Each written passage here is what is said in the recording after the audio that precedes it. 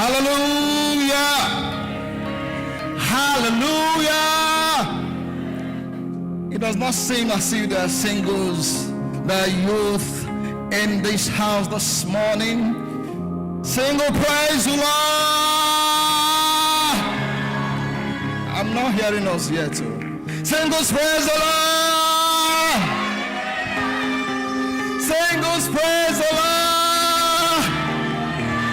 Everybody praise the Lord. Amen. All right, we have been having a wonderful time since yesterday, and God has been blessing us mightily. For some of us that were not around, well, I'm happy to announce to you that there's a recording that you can listen to. But it will have been lovely if you are around with us. Hallelujah. So this morning we are going to continue, and we're going to be having someone that I've known for over 25 years. Let's say 25 years and counting. All right, ministering to us today.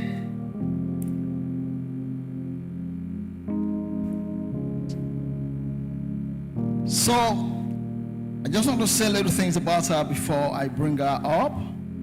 Rika is a daughter of Zion, a wife, a mother, a minister, and an entrepreneur. She is a pharmacist. She graduated from the University of Ibadan 25 years ago and holds 2 master's degrees in her field. She's a fellow of the West African Postgraduate College of Pharmacists. In short, she's a consultant. But I know that there has been some fights about that with the NMA people, but she's a consultant pharmacist.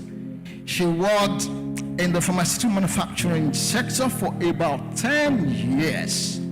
Where she rose to an executive managerial position before she left to establish a private practice in 2012. Presently, she is the MD and CEO of Gilbam Healthcare Limited, a thriving community pharmacy based in Ota, Ogun State. She is a minister of the gospel. She's a convener of Women Turn Watchers, an intercessory ministry, and a Peculiar Generation Royals, a youth and singles ministry. She also serves as a minister at the Shining Light Family Church, and with her husband, a field representative of Full Gospel Businessmen's Fellowship International. Rika is happily married to Dr. Taiwo Makinde, who is also here with us this morning. And the marriage is blessed with wonderful children. Yeah, one of their daughters is also here with us today, by name Nifemi. So make welcome to the podium this morning, pharmacist Rika Makinde.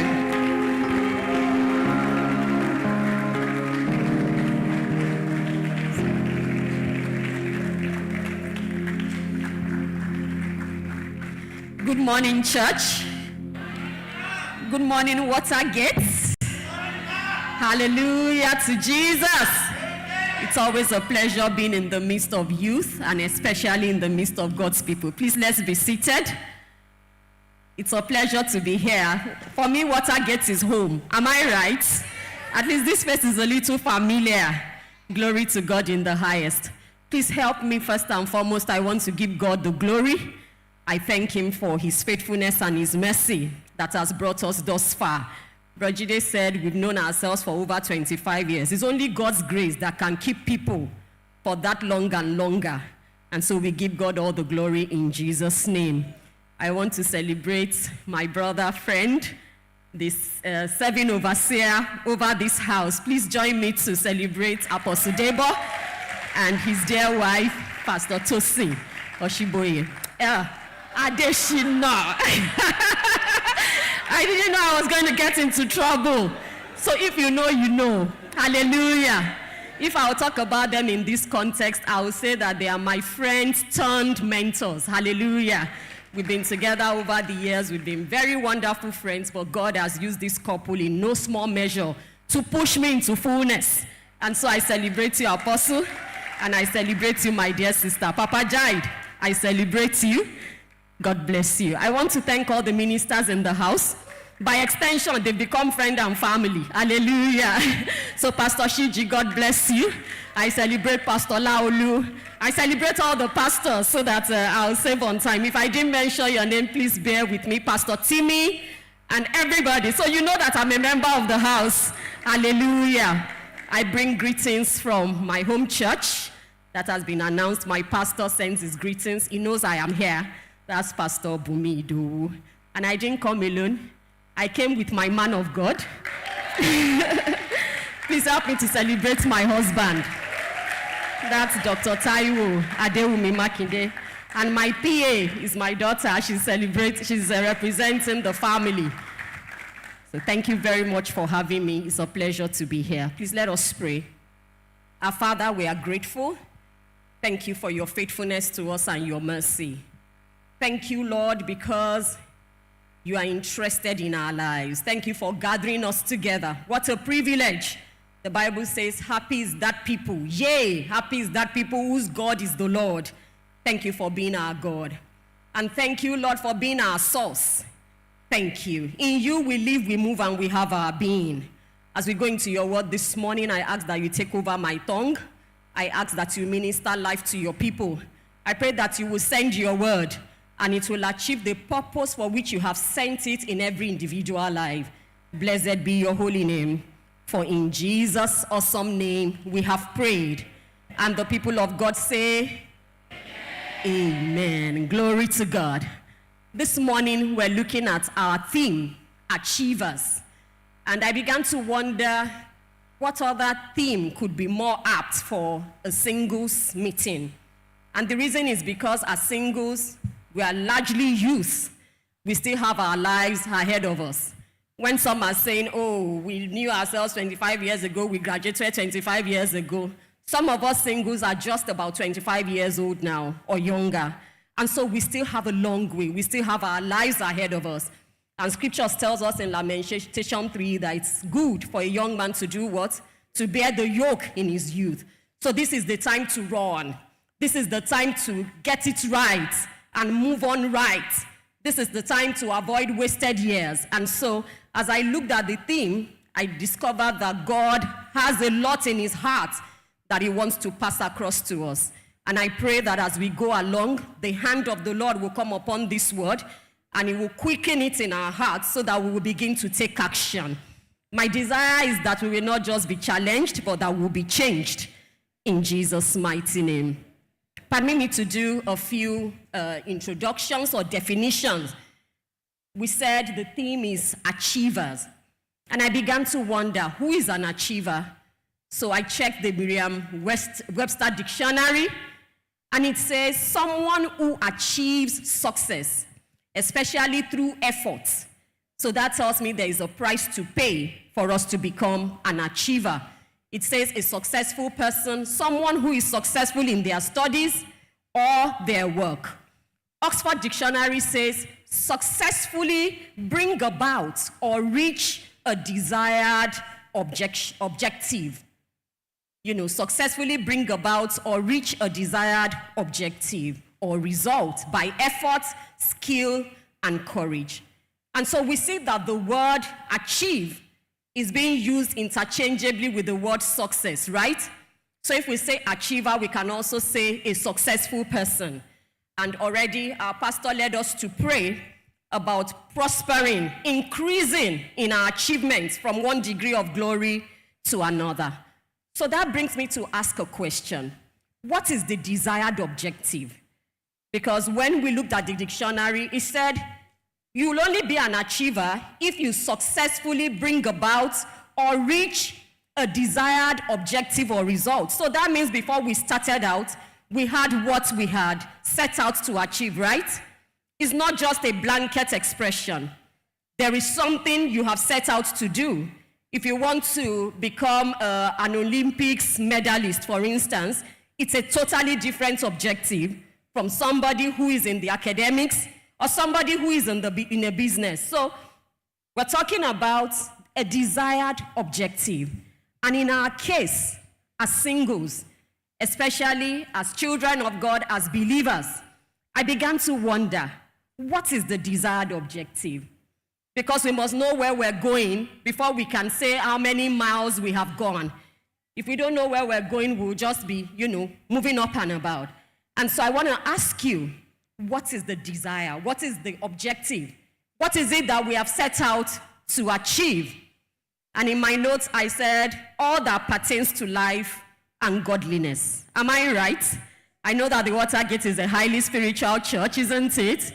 So because if I start talking in some ways now, you may think I am being carnal. So we're looking at all that pertains to life and godliness. But singles, let's bring it home. What are these things that we really want to achieve? When you heard that theme, achiever, what came to mind as singles? So I began to imagine what would have come to my mind if I were in your shoes. And I said, well, I'll be thinking about my vocation, right? My career, getting a good job, establishing a big business. Let me have a witness in the house. Am I speaking to you? Is that what you're looking towards? Of course, we should look at that. We're looking at something that will earn us a good pay, that by the time I graduate, my take-home must be able to take me home, right? So we're looking at all of that. Means of livelihood, a good life, yes?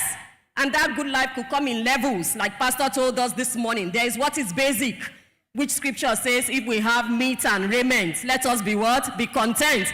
But we want to go beyond just having food and raiment, right? We want to be a blessing. That one is the spiritual one. We want to be exotic. That one sounds a little more fleshly. Fine. But beyond the vocation, we also want marriage, right? Because it's not just youth ministry. We're talking about singles. We're talking about the Singles Interactive Forum. We're having our theme, our week or, our conference. So we're looking forward to marriage. And so in marriage, what do you want? Be sincere. Think for a moment. The men, what do you want? Anybody helping us? So for the ladies, we want a man with 6 packs, isn't it? Not necessarily. Apostle Debo has done a good job in this house, so we're not thinking 6 packs anymore. But we want brain and beauty, right? We want to marry a man who knows what he is doing. We want to marry a lady who is balanced, yes? We want somebody who has money to take care of us, right? Thank you. So in marriage, we have what we have our eyes on. We have what we want to achieve.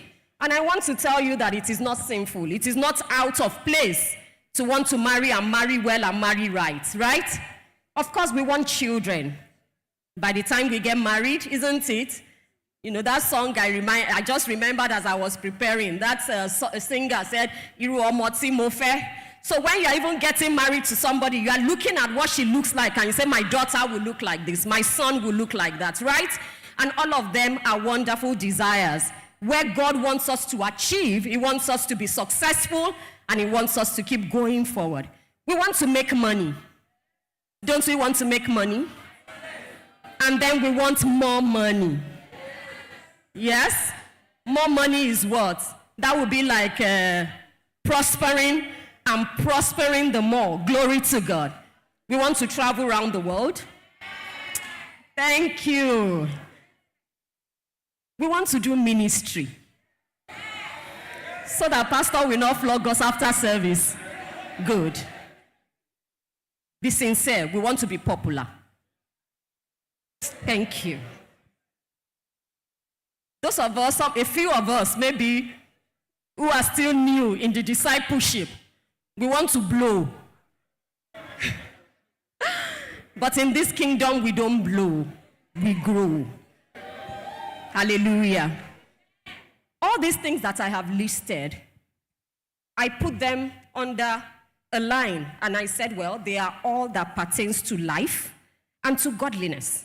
And there's a scripture that speaks to that, and we're going there in a jiffy. But I began to ask myself, what is the world's definition of success? Some of what we have looked at. And what is our definition of success? Because even though we are in the world, we are not of the world. Hallelujah. And so I began to ask, what is the world's definition of success? And what is our own definition of success? In the world, success is power to acquire or do anything you want as long as it doesn't violate the rights of others. So even the world knows that if whatever you become or you have or you get, if you are getting it via violation of the rights of others, you are not successful. So we're talking about good success now, even in the eyes of the world, before bringing it to the kingdom. But may I shock you that that kind of success ends in time. You know, it makes a demand on life. Self keeps demanding of life. And then, of course, it is selfish and self-centered. You know, you get all you can, and you can all you get. It's all about me, as long as my needs are met, even if I don't help others. It ends in me being or becoming all I can be or all I want to be. And all of that maybe is not bad in itself. But in our own case and in this kingdom, what is success? John Maxwell puts it this way. He said, it is a choice to enter an arena where I am determined to give myself over to that cause which will better mankind and last for eternity. And so if we're going to look at success in the eyes of God, yes, it is all that pertains to life and godliness. It is us moving forward. It is us getting prosperous and more prosperous in life, in godliness, in marriage, in business, in whatever field. But I tell you, it must be to fulfill a divine purpose. It must be to fulfill God's purpose for which we were created. It must be to affect other lives, to push them also into the fulfillment of their own purpose in God. And I tell you, it will transcend time unto eternity. Until that happens, we are not truly successful in the eyes of God. And I pray this morning as we go along that, it will become, God will stir up something in our hearts, that it will be difficult for us to be at ease in Zion, that we will strive to make sure that we fulfill that purpose for which we have been created in God, in Jesus' name. And so I asked myself, I said, why are we here? Please, let's look at Genesis 1:26. Let's go to the book of the beginning. Genesis 1:26, we can look at it in the New King James Version. Genesis 1:26. The very beginning, because that's where we will know, whether we're actually fulfilling that purpose or not. And it says, then God said, let us make man in our image, according to our likeness. Let them have dominion over the fish of the sea, over the birds of the air, and over the cattle, and over all the earth, and over every creeping thing that creeps on the earth. This was God's design when he came and he made man. When he came and he made you and he made me, that was what was in his mind. That is the manufacturer's manual. I know we're very used to this verse. But then I began to ask. I saw a few things in that scripture. The first thing is that the reason we were created is to be. To be. If you look at it, it says, let us make man in our image. To be in God's image. To be like him. To be him. After his likeness. That's the first agenda. We must be him personified. And when the pattern son came, in Hebrews 1 and verse 3a, the Bible says he is the express image of God. So when God made Adam, the intention was that he was going to be the express image of God. So the very first purpose for which you and I were created was to be, not to do. He said, to be like him, to be in our image. Let's make man in our image. He said, after our likeness. And it was then, after that he said, let him have. So we were created to be, first and foremost, right? And then we were created to have. And what were we to have? To have dominion. Dominion over the earth, over the fish, over the bird, over the cattle, over everything. So it's an assignment. It's a heritage we were given. We're actually here on assignment. And then it continued. By the time we get to Genesis 2, and God was going to expand the role and all, then he said he created the man, he put him in the garden, and his assignment was to do what? To till it and to dress it. That's when to do came into it. And so your dominion over the earth comes in, you're doing what? Doing certain things. Now, whatever you now do, according to God's purpose, whether it is ministry, I'm talking about full-time ministry because we are here, or whether you are in the marketplace, wherever it is that you function, as a student, as a worker, as a wife, as a mother, as a staff, as whatever you do, only fulfill God's purpose when you have entered that fullness, first and foremost, of being in his image, and then he moves you on to have dominion. So everything we are doing is to make us exercise that dominion that he gave us. Hallelujah. Everything that pertains to life came with a package at the beginning. Genesis 2 talks about, how God created the ecosystem. He gave the animals what they will eat. He wrapped everything so perfectly together. He even put rivers there with gold. So all that we needed was provided from the beginning. And then further perfection came in Genesis 2 when God created the woman, the womb man. And he says, this will now be my way of propagating life on earth. And the woman came on the scene, and then all and all we continued. But lo and behold, we all know what happened in chapter 3 when man fell. And then it was as if the devil came and he stole from man what God had designed. And so it was as if that being was the very thing that Adam lost in the garden. Because it was no longer the express image of God. Hallelujah. It became a clone. It became a clone of what God had intended. And so when Jesus came, I began to think, did he come so that I can have exotic cars, as good as that may be? No. He came back to restore the factory setting. Hallelujah. We're all used to our phone, right? If it begins to give us problems, what do? We say restore factory setting. When Jesus came, what he actually came to do, simply put, is to do what? Restore factory settings. So let's go ahead and look at that scripture that is talking about, all that pertains to life and godliness. Please give us 2 Peter chapter 1, and then we'll look at it. When Jesus came, he came to bring us back to that to be God's image and likeness restored, and then to have dominion, and then we begin to tend the garden wherever we find ourselves. But that tending of the garden and how far we would go would depend on our understanding of God's ways, and our readiness to apply ourselves to what we have understood. So let's go to 2 Peter 1. 2 Peter 1 from verse 1 to 4. Hallelujah. Media, can you help us, please? Thank you. Okay, maybe we go to verse 3 because of our time.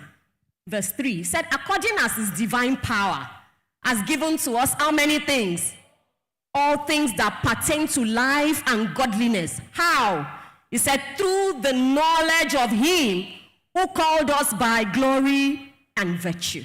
Hallelujah. If you look at this scripture very well, it seems to me that everything we need is what? Is already provided. He said he has given unto us all that pertains to life and godliness. So all those things that we wanted, they are part of the package. A good wife, a good husband, a good home, a good job, everything that we can talk about is part of the package. He said he has given unto us all that pertains to life and godliness. So if it is already given, why are we still looking for it? It suggests to me that in this kingdom, there is a higher calling. And that is the higher calling that we need to chase. And if we chase that high calling, I promise you that all these other things will do what? They will naturally follow us. Hallelujah. Because they are part of the package. Remember what we said about Genesis 1. God made everything available. And now that we have been restored back to the factory setting, that package comes, all that pertains to life and godliness comes with it. So how do we now get these things? What is this higher calling? So that we're not chasing things that are already freely given. You know, it is by being and becoming more like Christ. Let's go ahead and look at that verse 4. It says, he called us to virtue, by which have been given to us, what? Exceeding great and precious promises. So that through this we'll become partakers of the divine nature, having escaped the corruption that is in the world through lust. So as we partake of his divine nature, these precious promises that have been given to us begin to manifest. And then we discover that we have the capacity, you know, to be able to become achievers after God's heart, fulfilling divine purpose. I want to introduce a few people to us within the little time that I have left. And the first person I want us to look at is Simon. We're looking at achieving. He's one person, as I ruminated, that I felt, you know, fitted into this that we're looking at. Simon. Let's look at him in Mark chapter 1 and verse 16 to 17. I wrote in my book that he had an offer letter from Christ, just like you and I had. You know, when you get a new job, you get an offer letter. And what was that offer letter? It said, follow me, and I will make you. Follow me, and I will make you. That was the offer that he was given. And then the next thing, he had a job description. What was his job description? Be with me, and then I might send you forth to preach, and then give you power to heal. And so in all of this interplay, you begin to see the being, the having, that's having dominion, and then the doing. And I tell you, that being always precedes the having, always precedes the doing. If we want to, you know, shovel it the other way around, we're trying to acquire, we're looking for this, we're looking for that. There was no need for Jesus to die. Many unbelievers are, when it comes to the things of the world, they are a lot more successful, right? But we're talking about success after God's heart. The kind of success that will transcend life into eternity. What was the definition of success going by these people? People like Simon. Their definition could also be seen in that of the pattern son. Hebrews 10, 5 to 7. It says, sacrifices and offering you do not require. He said, but a body you have prepared for me. He said, then I answered, lo, I come in the volume of books as it is written of me, to do your will, O God. We have come here, I tell you, to do God's will. And then if we travel around and then we make all the money and then we have all the good marriages and everything else, which I told us from the beginning that they are very good, and we miss out on fulfilling God's purpose, we haven't achieved anything. And so we must labor not to major in the minor. And so we begin to see in the pattern son. He said, to do your will, O God. So that will of God, we must discover it. And then when we discover it, we begin to walk in it. When I read earlier that he said, follow me and I will make you. It seems very easy, isn't it? It looks as if all the responsibility is on God, right? Once I follow him, he will make me. But that follow me is pregnant. That is where the work is. It's a lot of work. If time permits, we will look at the responsibility that is, that he puts on us. But the I will make you just makes it clear that, look, it is a done deal. Hallelujah. We have that potential for success. We don't have any other end point if we follow him other than for him to make us. For these people, their definition of success or of achievement was fulfilling God's purpose. And I began to think, and I said, what God wants to make you and what he wants to make me is much more greater than what any of us can make ourselves. And so when he says, follow me and I will make you, sometimes we become jittery and we begin to wonder, if I follow him now, what will he make me? At most, it will make me, maybe a preacher. It will make me an apostle, like my pastor. Hallelujah. I remember, I told you that they are my very good friends. Maybe the best our pastor would have made himself is a lecturer, a professor. Hallelujah. And being a professor is a great thing, right? Very great thing. In line with the person's purpose. But when God said, follow me, I'm sure he would have told us his story. How easy it was to follow him, to follow the Lord. But the influence, the kind of grace, the kind of what God is doing in his life and ministry, the kind of results that he is seeing today, he had no power to make himself. Hallelujah. And so when he looks back, he can say, oh, I am fulfilled. Hallelujah, following the Lord. Okay, let's go back to Simon. The best Simon could have made himself was an importer and exporter of fish. Hallelujah. I'm sure we will never have heard about him again. Yes or yes? How many fish people do you know from Israel that lived in the time of Peter? But because Jesus made him, generations unborn will still talk about Apostle Peter. Why? Because he followed the Lord and he allowed him to make him. Meeting Jesus, which is restoration to the original factory setting in Genesis 1:26, altered the course of their lives. And he altered it permanently, but for good. It was laying down their lives for his will, which is a higher and better calling than anything they could have made themselves. It was demanding because it required constant abiding in the vine. John 15, it says, abide in me, and what? If you abide in me, you will do what? You will bear fruits. Jesus never said, if I abide in you. His abiding in us is a constant K. We are the ones to abide. And then he says, when he abides in us, what will happen? He said, we will ask whatever we want. It will be given to us. Why?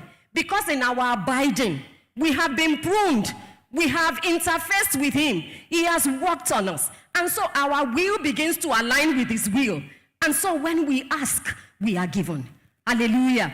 And there's only time we can fulfill purpose on earth, and it will transcend eternity. For these people who, keyed into, I will make you, their own definition of success was permanently altered. And then you begin to see people like Paul in 2 Timothy 4:7 telling us, I have fought a good fight. I have finished my race. I don't know how many millionaires on their deathbed can say, I have fought a good fight. It's not about the millions. There's nothing wrong with millions. Hallelujah. Fulfilling God's purpose, part of it could be that you are meant to be a kingdom financier. So I'm not talking about you not making the millions. It is good. Make it, if that is what your call is. But in the making of the millions, you must do what? Strive to fulfill his purpose. For Peter, he also confidently knew the end point. You can read that 2 Peter when you get home, the whole of the chapter. He was beginning to tell them, he said, look, I'm drawing near to the end. They knew, it was like they had a benchmark. And I tell you that meeting Jesus, agreeing to be restored to that factory setting, changed the course of their lives permanently. All of life became ministry. As I'm speaking, I know some people are thinking, oh, so is she now asking all of us to go and become full-time ministers? Because these examples, are basically good time. They were full-timers. But that is not necessarily it. We'll still look at somebody maybe who was a plainclothes person like me. Hallelujah. And how this achievement played out in his life.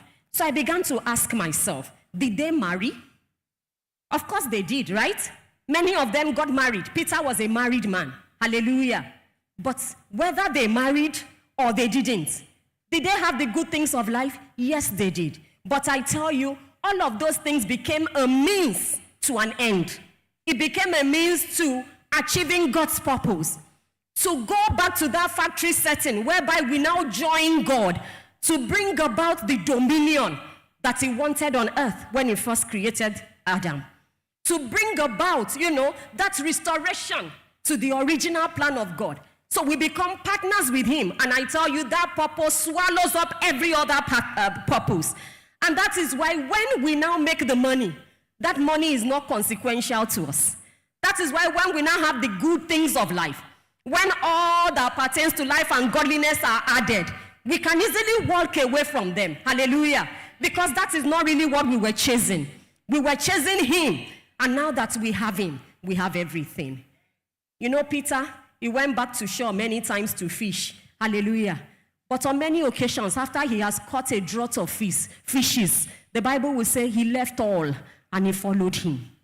The same fish that he looked for all night, that he refused to sleep. Now he has the fish, but he has found a greater purpose. And then he said, no, this fish, please go back to the sea if you want. Anybody who needs them can carry them. Because why? He discovered that there is a greater purpose. Hallelujah. So Watergate singles, what does God require of you? I want to tell you that if you don't become all that God wants you to be, it's your fault, not his. I thank God for that prayer we prayed at the beginning. If we decide to stop at 30%, it's our fault, not his. Because everything we need is already provided. It's part of the package. There's a quotable quote, I'm sure you have heard it before. They would say, if you are a sweeper or something, if a man is a sweeper, let him sweep the world. Let him sweep so clean. The way is it Michelangelo painted. The way somebody sang and all of that. I don't know that quotation very well. But it's saying that whatever you find yourself doing, do it with all your heart. But in my study, I discovered that even that painter, is it Michelangelo now? No, Michelangelo is the singer, is the painter. Okay, thank you. I discovered that they said his sculpting work, he started out with 44. They said he only finished 14. And he is still celebrated as a genius. And the writer said, imagine if he did all 44. And so the fact that he started out with 44 gives us an impression that he had ability for at least 44 or more. And then he did 14. And today he's still celebrated. Why? Because most people use 10% of their potentials. When they use, according to research, when somebody uses 20%, then they are termed geniuses. And God has given us the capacity for 100%. Imagine if you and I, after this meeting, will begin to increase in the measure of our application of ourselves to all that God has provided in life and godliness. Imagine what will happen in this house. Because that means all of us will pass the genius mark. Hallelujah. Because the so-called geniuses, we're told they have used basically about 20% of the God-given ability. And so what is God saying to you, my dear brothers and sisters? I begin to look at it.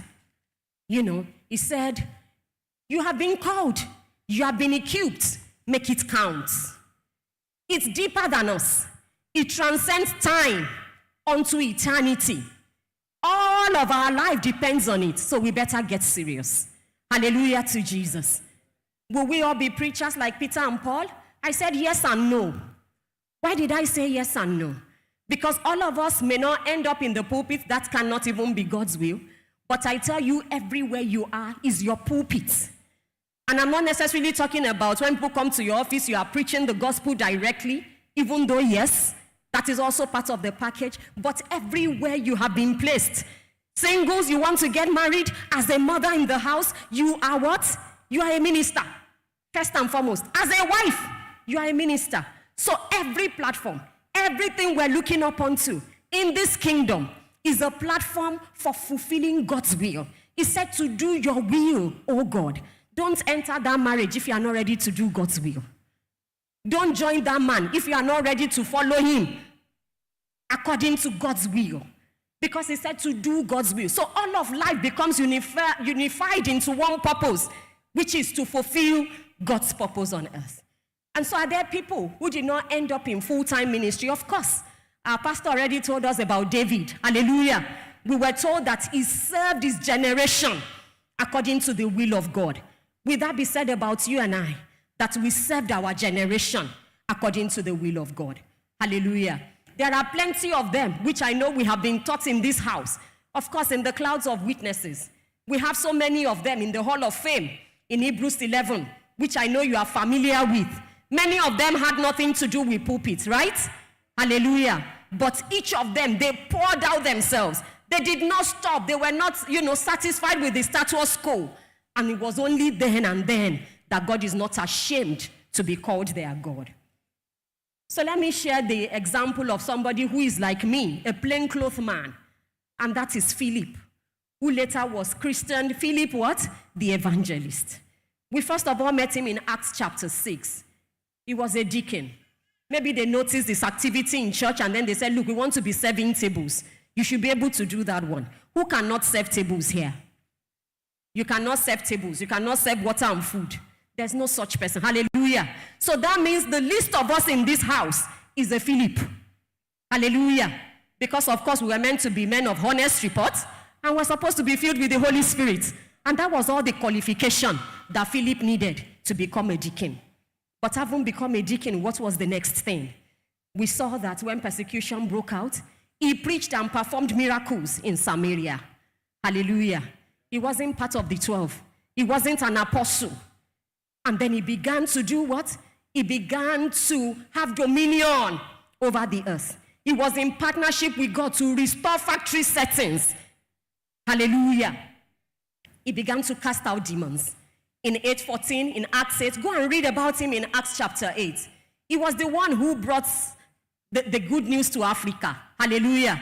Because of his encounter with the Ethiopian eunuch. Hallelujah. He became an evangelist. He was traveling. He was spreading the good news. Now, you may not become, I don't know if he became a full-timer, but he didn't start out like that. And so I'm not insisting that all of us will be in pulpit or something. But I'm telling us that God's purpose for our lives transcends bread and butter, which is what the unbelievers are chasing. It's a deeper purpose. Hallelujah. And then later, the Bible gave us a glimpse of his family life. In Acts chapter 21, when Paul was traveling, he said they came into the house of Philip the evangelist. Hallelujah. Maybe just to let us know that this man was balanced. He was an achiever. How do I know? They said they met his children. He had 4 daughters, and all of them prophesied. Hallelujah. So you can see that he had dominion in family. He had dominion in his sphere of influence. He had dominion in ministry. He had dominion in service. Dominion everywhere. Why? Because he began to be with the Lord. And then the Lord was able to send him out to do signs. So what do we need to do? Let's go back to our 2 Peter chapter 1 as I begin to round up. 2 Peter chapter 1. You can please give it to us in New Living Translation. Hallelujah. It says, Simon Peter, a bond servant and apostle of Jesus Christ. New King James Version.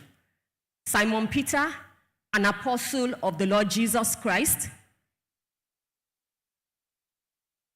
Thank you. To those who have obtained like precious faith with us by the righteousness of our God and Savior Jesus Christ. So is he writing to you? Hello? Yes, because we have obtained what? A like precious faith. The same faith that Apostle Peter received is the faith you and I have received. And so we're the ones that he's writing this letter to. And then he goes on, verse 2. He said, grace and peace be multiplied to you in the knowledge of God and of our Lord Jesus Christ. Let's go on. As his divine power has given to us all things that pertain to life and godliness, through the knowledge of him who called us by glory and virtue. And so I dare say at this point that if you are going to be an achiever, if you are going to receive all that pertains to life and godliness, premised on the fact that you now share, that precious faith which he is talking about, the first thing there is that you must have a knowledge of God who called you by glory and virtue. The manual for the prosperous man has not changed from what we found in Psalm 1 and verse 3. Hallelujah. He says, is in God's word that he meditates day and night. Sometimes it looks so basic. And then we say, is everything about this knowledge of God? I want to tell you that everything in our life rises and falls on our knowledge of God. And how do we know God? I can't begin to teach us that now. I'm sure that all of us can teach me about how or what we need to do to know God. The Word of God prayers, being filled with the Holy Spirit, and obedience. Obedience. It is as we learn and we do that we begin to expand our capacity in the knowledge of God. We need to spend time in God's presence. That's the only way we will discover purpose. That's the only way we'll be able to set goals that align with His plans and purposes for our lives. The more we spend time with Him, the more we are transformed to become more like Him. The more we abide in the vine, the more we remain in Him, we begin to receive from Him, and then we can now reproduce. Hallelujah. And then he goes on. Let's go on to the next verse. He said, by His delight. Okay, no. I'm in 2 Peter 1 now. Hallelujah. By which He has given unto us, please let's go on, great and precious promises, that through this we become partakers of the divine nature. Please, next verse. But also for this reason, giving what? Giving what?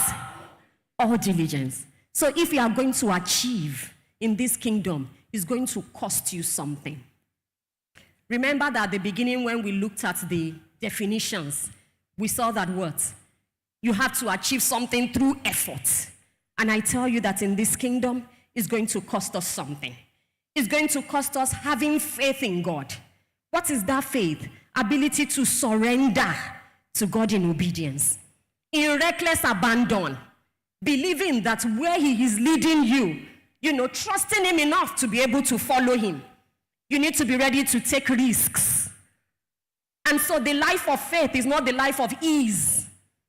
The life of faith is not the life that says you can barely get through with your exams as a student. Oh, at work you can afford to perform at 50%. No. It says we should give all diligence. And then it now says, add to your faith. So it is assuming that you already have the faith. And it is that faith I want to expatiate on a bit. Allowing God to unlock the imprisoned potential in our lives. And we all have it. I told you earlier on that even geniuses are said to be using 20% of their potentials. If you and I will use 50%, sir, what do you think will happen to this place? What will happen to our nation? What will happen in our fields of influence, in our places of dominion, in our spheres of influence, where you work? What will happen in Nigeria? We need to allow God to unlock that imprisoned potential. We need to be hungry for more. Not the second best of me, but God's best version. When I speak about not being second best, I'm not talking about we're writing an exam in class, and I'm striving to be first. It's part of it, right? But I'm not talking of in competition with somebody else. I'm talking of in competition with me. The original me that God had in mind when He created me. Not settling for the second best of that person, the 60% of that person, but the 100%.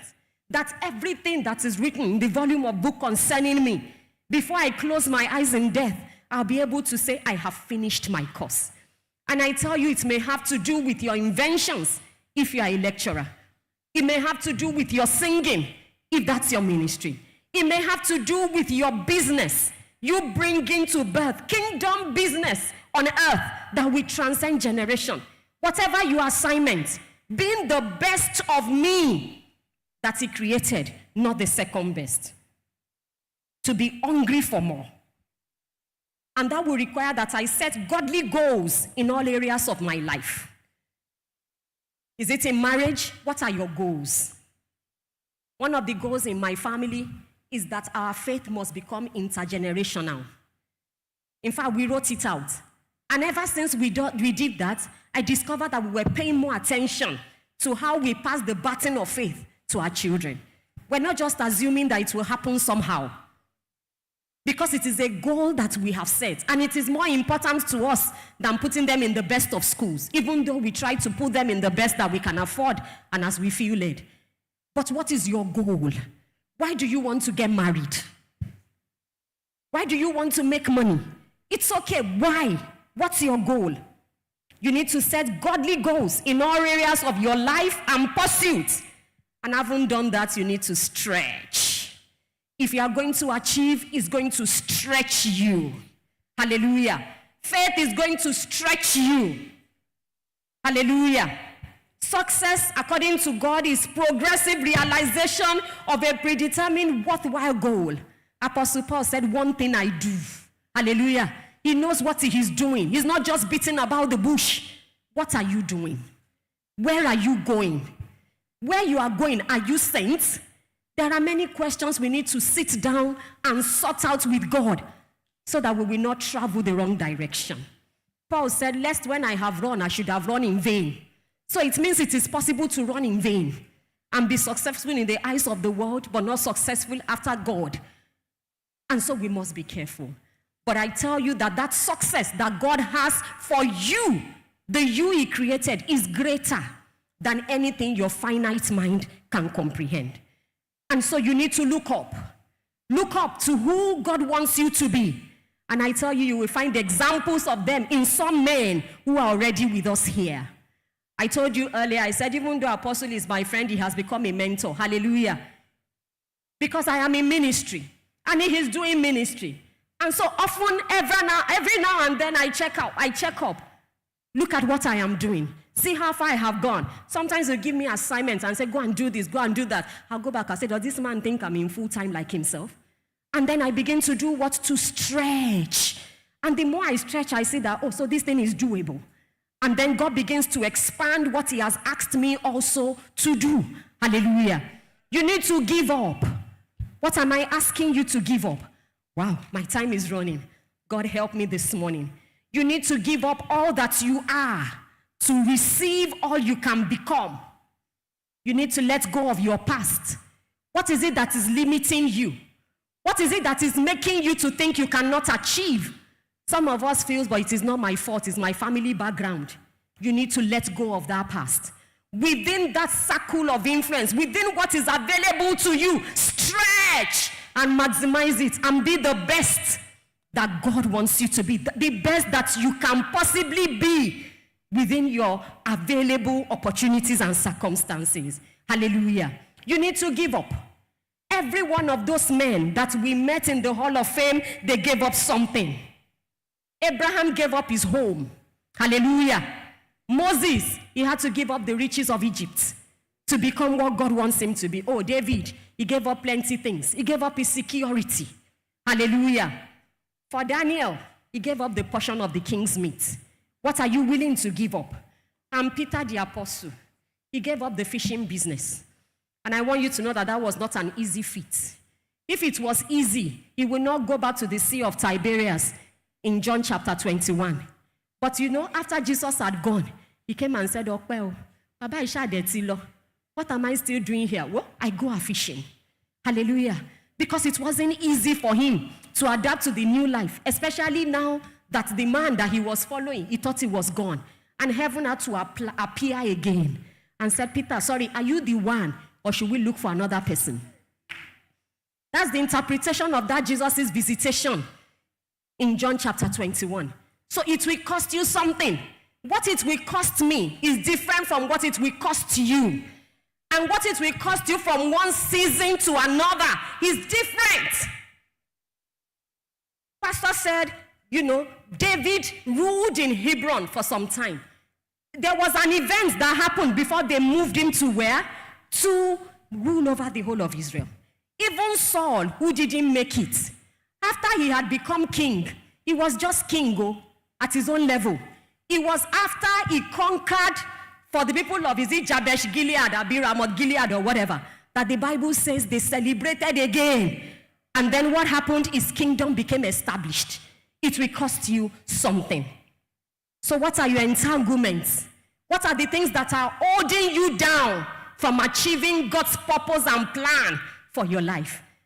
And I hope I've been able to establish that God's purpose, I'm not limiting it to spiritual things only.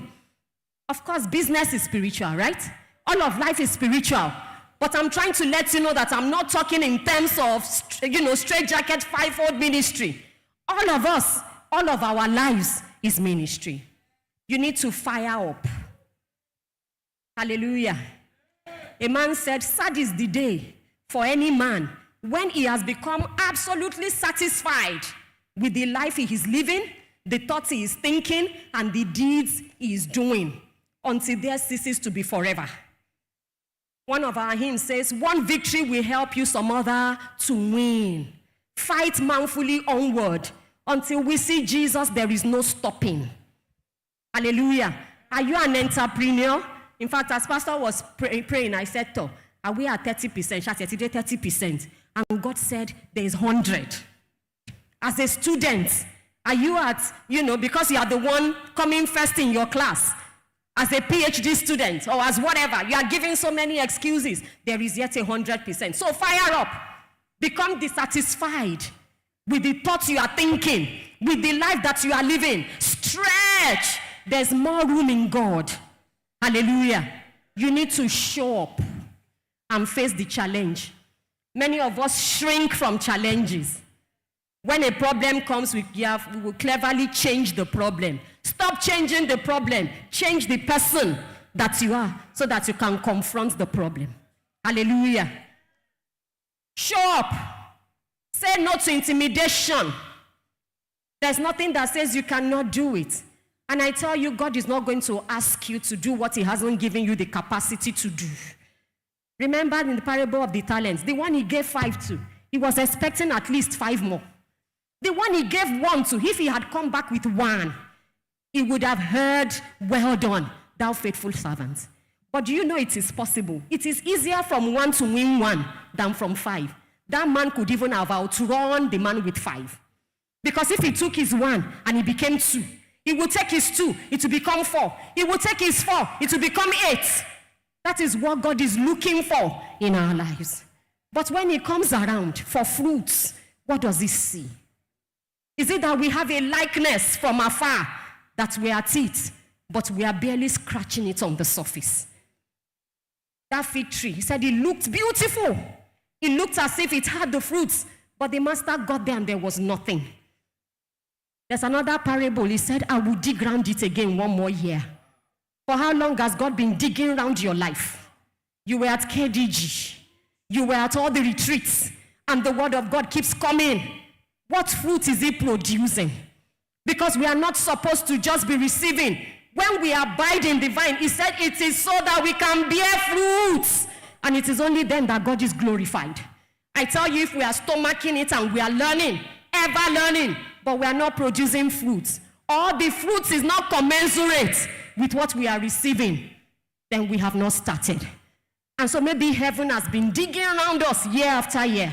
Before it comes to the point of cut it down, will you and I make a decision today to arise? Because he's not going to ask you for what he has given you. But whatever he has given you, you must give an account of it. I tell you, our kingdom is different. And we have nothing to envy out there. Because they don't have what it takes. We've got the potential. It is given. All that we need, the capacity is there. Our vine dresser knows what to do. He is the vine. He supplies the sap. He supplies the strength. He supplies the wisdom. Our own is to submit to his pruning. Hallelujah. And then we'll be able to bear fruit. But as we bear fruit, it doesn't stop. He prunes us more so that we can bear more fruits. And then as we bear more fruit, he prunes us more so that our fruit can abide unto eternal life. Amen. You need to add to your faith plenty ingredients. I won't have the time to read it. He said add virtue. He said add fear of God. Add self-control. And that reminds me also of Galatians 5:22, thereabout, the fruit of the Spirit. The only way we'll be salt and light is now that we have faith, we begin to add onto our faith. You need to pass it on. I told you earlier that it must transcend eternity. It's not just about you. That's one thing I appreciate in Apostle Debo. Watergate Church, you don't know what you have. Please celebrate God in the life of the apostle. Every now and then, I see him passing it on. If he discovers one truth today and he walks in it, the next time he is ready to do what? Pass it on. So that there will be more fruits. He's not hoarding it. Am I speaking the truth? You too, pass it on. The little that you have learned, that you have mastered, pass it on. How many people will fulfill purpose because of you? It is only then you are fulfilled. Not just that you are fulfilling purpose, but others by their interactions with you, they also are, encouraged and helped to stretch and fulfill purpose. That is when our fruits will be many and it will abide to the kingdom of God. Surrender and surrender over and over again. Give God the first part of every day. Give him the first consideration in every decision. Give him the first place in your life. Let him be first in everything. The power to succeed is in our surrender. The radiant, immeasurable energy of Christ is available for us to achieve, but we will only be able to use it when we surrender. Shall we rise on our feet as we begin to pray? I want to tell you, my dear brothers and sisters, I don't know what God spoke to you. It may be a sentence, a phrase, or a line. That it is a marathon. This achievement is not an event. It's a race, it's a marathon. Until we see Jesus, we go from one degree of glory to another. 2 Corinthians 3 and verse 18. Hallelujah. I want to tell you that it won't be according to your terms. Sometimes it will include suffering. Why? Even the captain of our salvation was made perfect through suffering. There will be rough roads. Sometimes it will be as if you are not getting it. It's all part of the pruning. So that when he brings you out, and then he gives you the fishes,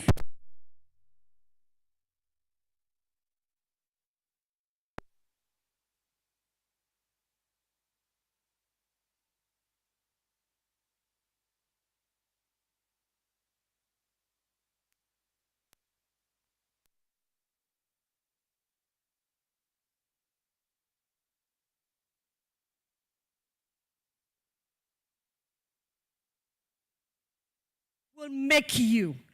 And I'm sure that Peter had no regrets in that he allowed God to make him. Let's begin to talk to the Lord. I don't know what you heard this morning, but I want to encourage you to stop the struggle and lay it down. Some of us are struggling with God. Some of us know what the will of God is, but we don't want to do it. Can you stop the struggle this morning? Pray and say, Lord, I lay it down at your feet. Lord, I surrender. I withhold nothing. I want to stop chasing the fish. I want to catch purpose. And then the abundance catch of fishes will mean nothing to me anymore.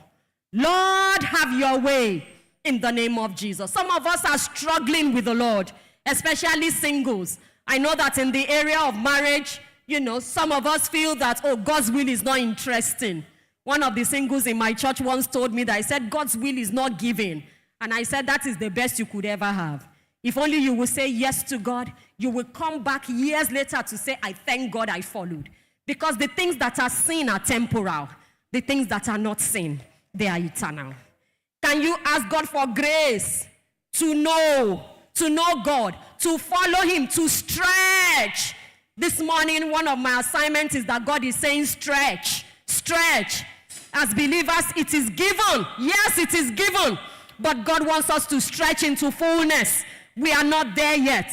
And because we have the power of the Holy Ghost, I tell you, we're supposed to be 10 times better than any unbeliever in our field. But we don't stretch. We think that being in God is an excuse for laziness or living below our potential. This morning, God is saying, I have given you these talents. Use them. They are not useful to me in heaven. They are only useful here on earth. And it is when we bear fruits and more fruits that we will be able to have fruits that will abound unto eternal life. I see God making great men and women in this house. I see the Lord making the singles into men and women of authority. People that he can send forth into the nations of the world. But when he has done that, can you pray and ask him for grace to walk away from it all? In the name of Jesus. Jesus didn't die because he wants us to have exotic cars. If that was why he died, we are of all men most miserable. Can you pray and say, Lord, grant me grace. Everything are mine, so I don't need to chase them. I need to chase purpose.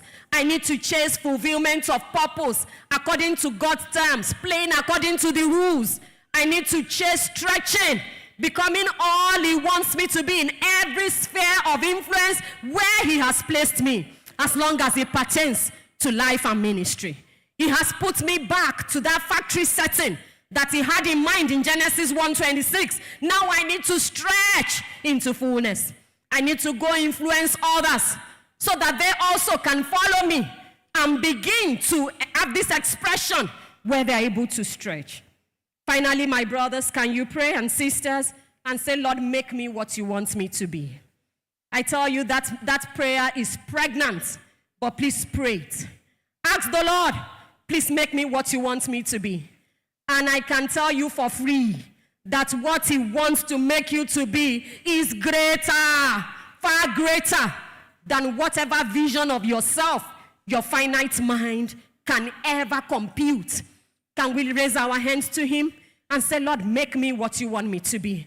Lord, make me what you want me to be. Help me that I'll be able to fulfill purpose. I don't want to come back to heaven having used only 30% of the graces that you have put in me. He's not going to judge you based on what He didn't give you, but you are going to give an account based on the things that were deposited in you. You need to ask for grace. Lord, make me what you want me to be. If there's anyone in the house, maybe you are coming for the first time and you have not even met the Lord, I tell you, you cannot even start this race we're talking about except you first of all go to the vine. Can you talk to the Lord and invite Jesus into your heart if we have any such person? Or maybe you have been dilly-dallying. Obedience is your problem. Surrender is the problem. So you are up today in God's plan. Tomorrow you are drifting. Can you ask the Lord for grace and help this morning in the name of Jesus? Father, we thank you. Lord, we thank you. Lord, we thank you. Lord, we thank you very much. Within me is the presence of my God. I can face anything that ever comes my way. My path is bright and clear, living by His word. I know I cannot fail.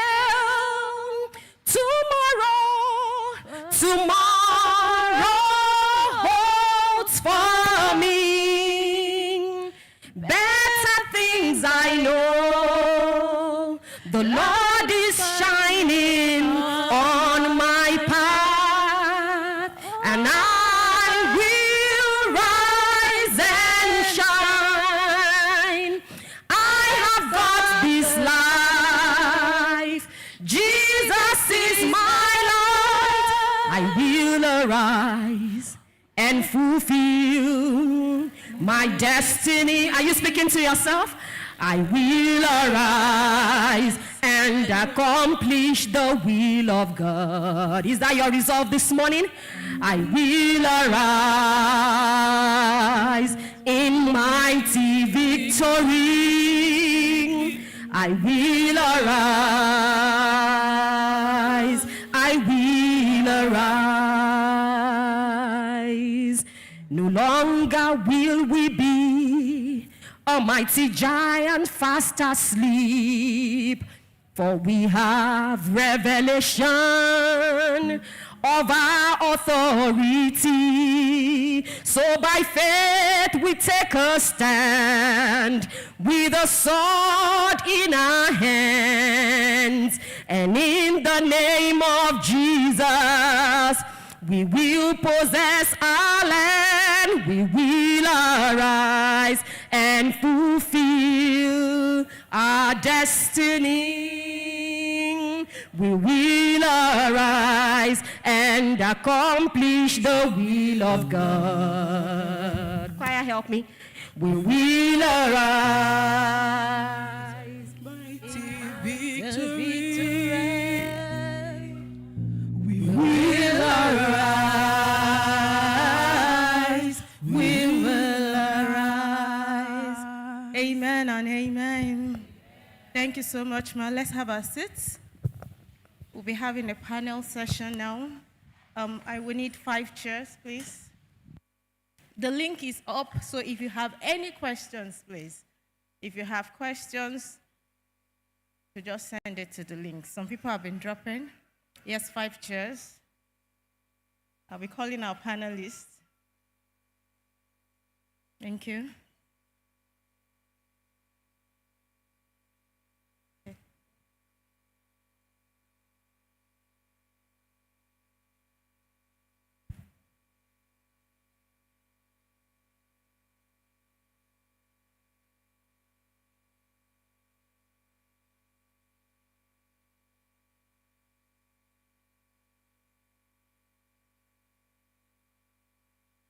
And please, let's have some microphones.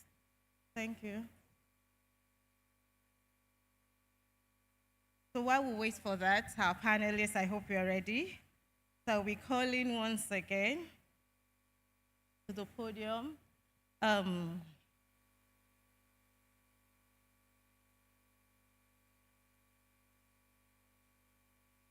Pharmacist Arike Makinde, I trust that we've been blessed by her session.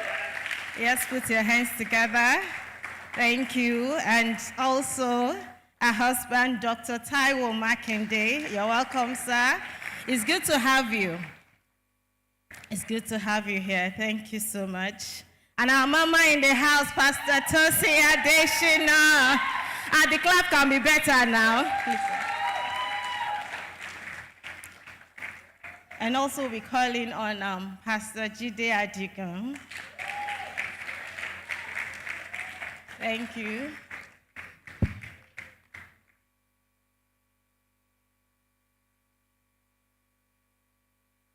So we have some questions already.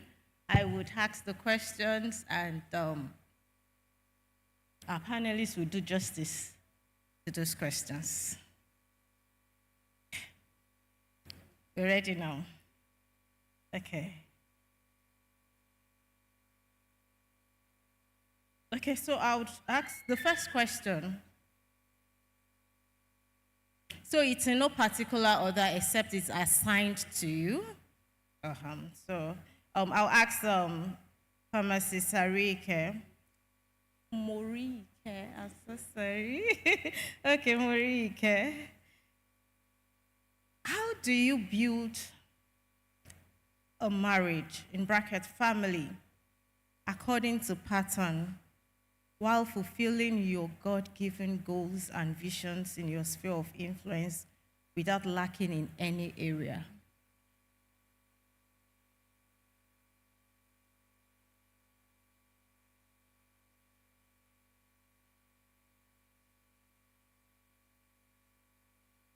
Hallelujah. So that's, it's a whole... So this person is asking how to fulfill God's purpose in marriage while also not missing out in the sphere of influence, maybe in career and also in what? In all areas. In all areas. So Yes, we're talking about balance here, right? So simply put, I can say, how do we achieve a balance in life and ministry?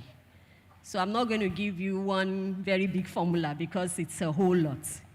But I want to say that we will be able to achieve balance, first and foremost, when the center holds together.